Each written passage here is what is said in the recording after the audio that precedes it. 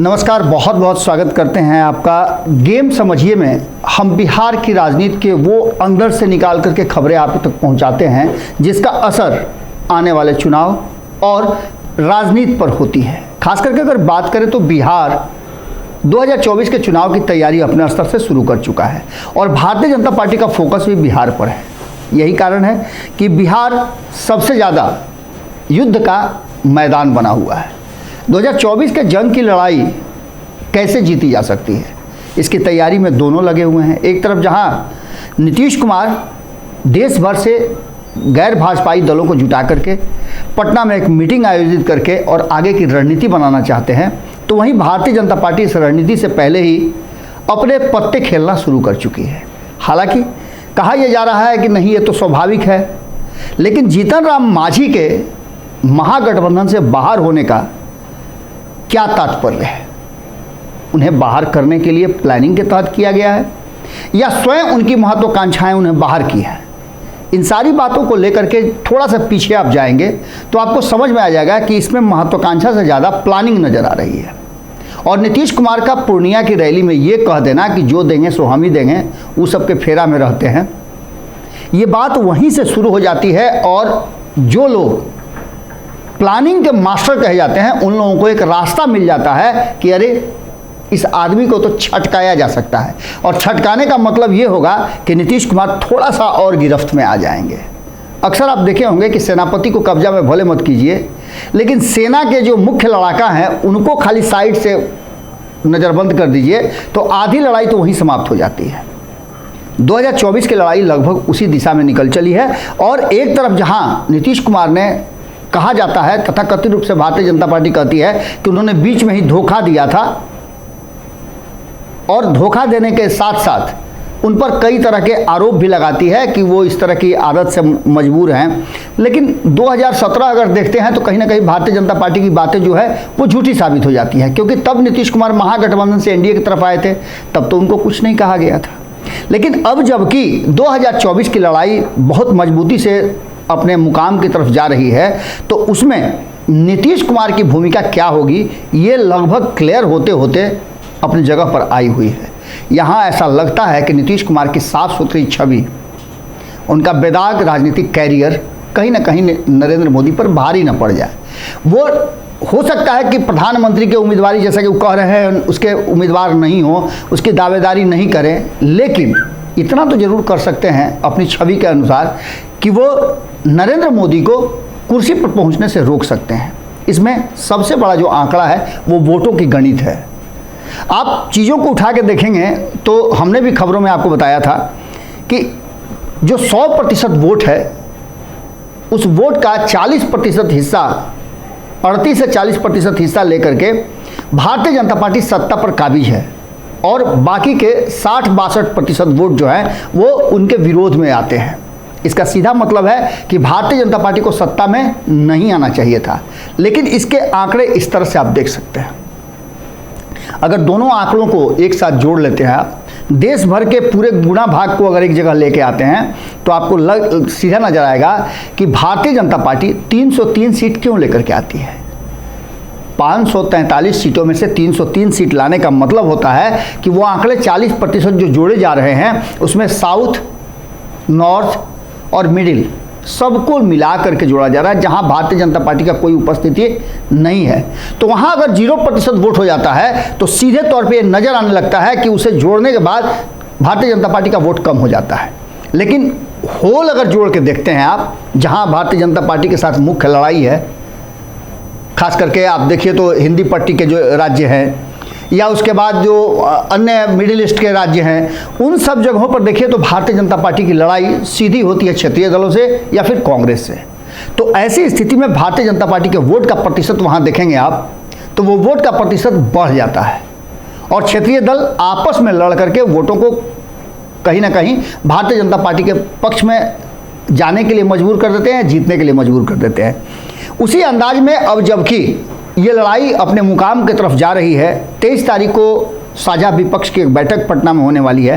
कौन आएगा कौन नहीं आएगा, इस पर भी अभी फिर से एक बार संशय बना हुआ है। जब हमारे मैनेजिंग एडिटर पूछ रहे थे कांग्रेस के लोगों से सवाल, तो उन्होंने साफ तरीके से बताया कि अभी ये निश्चित नहीं है कि राहुल गांधी आएंगे या नहीं आएंगे। हमारी जानकारी के अनुसार राहुल गांधी और मल्लिकार्जुन खड़गे से उनका कार्यक्रम लेने उस तिथि में आ रहे हैं कि नहीं आ रहे हैं, इसका कॉन्सेंट लेने के लिए बिहार के प्रदेश अध्यक्ष अखिलेश सिंह गए हुए हैं। लेकिन इन सारी बातों में सबसे महत्वपूर्ण बात यह है कि जिस 7 दलों पर दंभ भरते थे नीतीश कुमार, उनमें से एक साथी छटक गए हैं।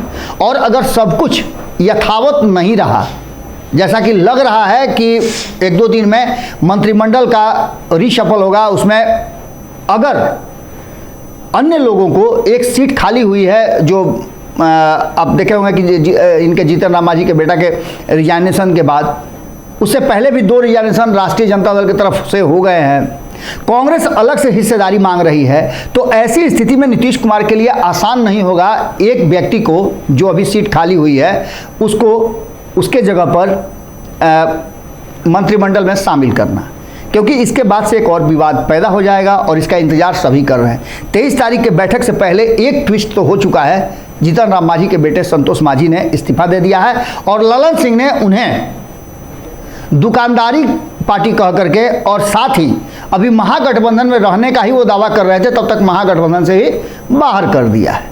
इसका सीधा मतलब है कि वो पूरी तरह से प्लान्ड वे में जीतन राम मांझी को महागठबंधन से बाहर कर दिया गया। हालांकि जो जीतन राम मांझी का एक्टिविटी है वो संदेह के घेरे में आ गया था, क्योंकि वो बार बार दिल्ली जाते थे, जा करके मिलते थे, और मिलने के बाद अब ये काम नीतीश कुमार उनकी पार्टी के लोग करें तो कोई बड़ी बात नहीं है, क्योंकि आपको याद होगा कि हरिवंश हाल फिलहाल में सबने विरोध किया था, पूरी पार्टी ने 21 दलों ने विरोध किया था और हरिवंश जाकर के उस कार्यक्रम में शामिल हुए थे, अभी तक उनको निकाला नहीं गया।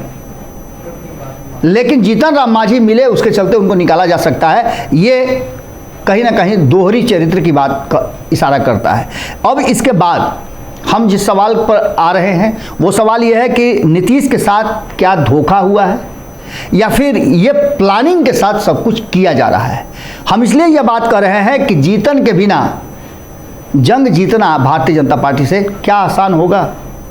एक तरफ जहां नीतीश कुमार के हटने से कहा जाता है कि 6 से 7% वोटों का, पूरे लॉकस को जोड़ करके देखा जाता है कि 6 से 7% वोटों का नुकसान होगा, और उस नुकसान की भरपाई कैसे होगी, इस बात का भी चर्चा चल ही रहा था कि तब तक जीतन राम मांझी ने इस्तीफा दे दिया। उससे पहले आपने देखा कि RCP सिंह ने इस्तीफा दिया, इसके पहले आपने देखा कि उपेंद्र कुशवाहा ने इस्तीफा दिया, और ये तीनों के इस्तीफे के बाद एक बात साफ नजर आ रही है कि नीतीश कुमार कहीं ना कहीं एक बार फिर से उसी दायरे में आकर के ठहर गए हैं जहां भारतीय जनता पार्टी को लीड मिलता हुआ दिखाई दे रहा है। अगर बात करें तो 14 से 16% दलितों का वोट है। नीतीश कुमार पर यह आरोप भी लगता है कि उन्होंने कभी दलित और महादलित में बांट करके इस वोट को अपने तरफ खींचने का कोशिश किया था।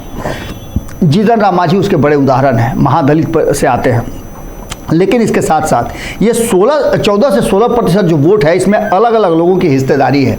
एक तरफ जहां इसमें हिस्सेदारी पशुपति कुमार पारस और चिराग पासवान की है, तो वहीं अगर 6-7% अगर वोट देखा जाए तो इनके पास साफ नज़र आता है कि 6% 7% के आसपास वोट पासवान समाज के पास है। शेष में अन्य जातियां आती हैं जिसमें जीतन राम मांझी भी आते हैं, और शेष जो पासवान के बाद जो उस समाज के लोग हैं, दलित समाज के लोग हैं, वो एकजुट लगभग रहते हैं। जहां वो जिस गांव में, जिस शहर में हैं, वहां एकजुट रहते हैं। तो इसका सीधा मतलब है कि 50-50% वोट का डिवीजन है। अब जीतन राम मांझी के आ जाने से हम 50% नहीं भी मानते हैं तो 4 से 5% वोटों का नुकसान तो नीतीश कुमार को हो सकता है, और ये वोट ट्रांसफर करा सकते हैं जीतन राम मांझी जब वो भारतीय जनता पार्टी के साथ खड़े रहेंगे।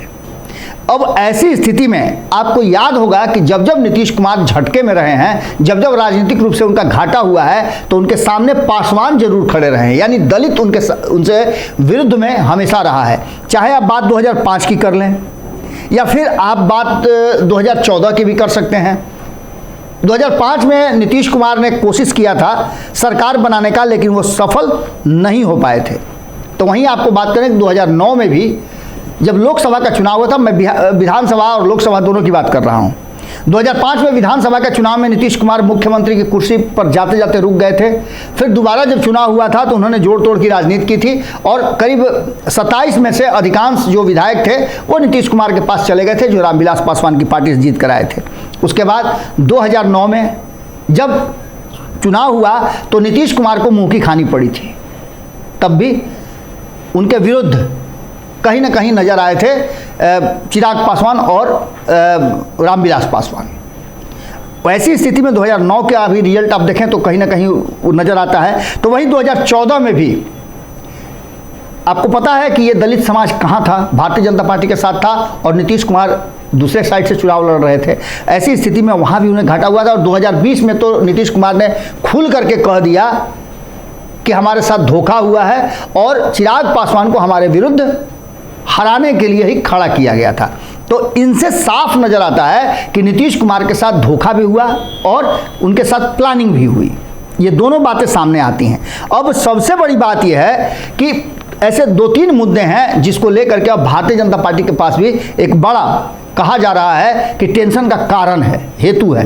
क्योंकि दलित समाज के इन नेताओं को अलग अलग वर्ग में जो बटे हुए हैं उनको एक जगह एक मंच में रखना बड़ा मुश्किल होगा। इसके लिए जद्दोजहद करनी पड़ेगी और सीट शेयरिंग का फॉर्मूला भी भारतीय जनता पार्टी को परेशान कर सकता है।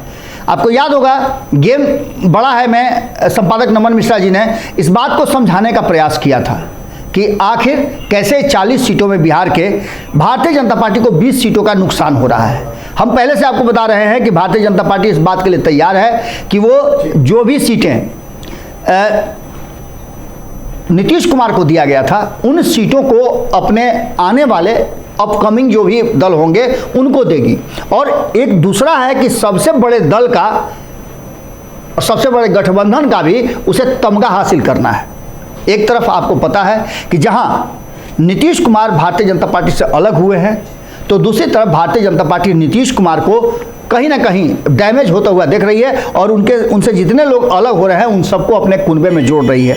एक तरफ हम जहाँ देखिए तो साफ नजर आ रहा है कि पिछड़ा और अति पिछड़ा पर भी ध्यान है, तो दलित और महादलित को भी जोड़ करके रखने के लिए एक बड़े प्लानिंग के तहत आगे बढ़ रही है भारतीय जनता पार्टी। जीतन राम मांझी के इधर आ जाने से कम 4 से 5% वोटों का फायदा हो रहा है और ये नीतीश कुमार के विरुद्ध प्लानिंग का हिस्सा नजर आता है। नीतीश कुमार जहां एक तरफ विपक्ष को एकजुट करने जा रहे हैं वहीं धीरे धीरे उनकी शक्ति कमजोर हो रही है और ऐसी स्थिति में पिछड़ा और अति पिछड़ा भी लगातार भारतीय जनता पार्टी की तरफ जा रहा है। जहां एक तरफ जीतन राम मांझी, मुकेश सहनी, उपेंद्र कुशवाहा, इसके अलावे आप विद्यापति चंद्रवंशी की बात कर सकते हैं, पृथ्वी माली की बात कर सकते हैं, जो अति पिछड़ा और पिछड़ा समाज के नेता हैं वो अभी नीतीश कुमार से बिल्कुल अलग हैं।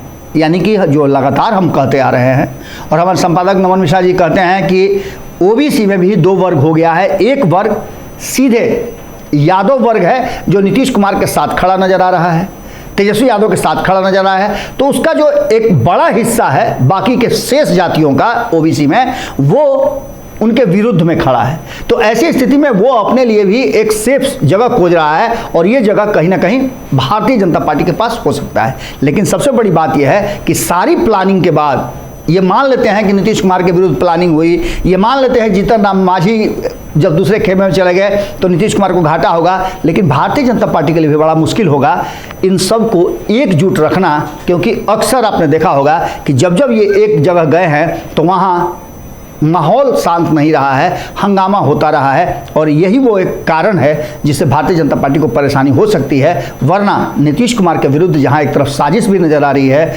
वहीं धोखा और प्लानिंग ये भी नजर आ रही है। जुड़े रहिएगा भारत लाइव के साथ, अगली खबर जल्दी ही आपके सामने होगी। बहुत बहुत धन्यवाद। अगर ये वीडियो पसंद आई और वह बिहार के राजनीति और बिहारियत से सरोकार रखेनी तो सब्सक्राइब बटन दबा के चैनल के सब्सक्राइब कर ली।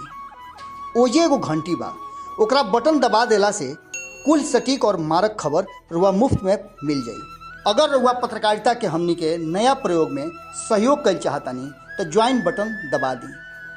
पेटीएम नंबर नोट कर ली 9386816700। धन्यवाद।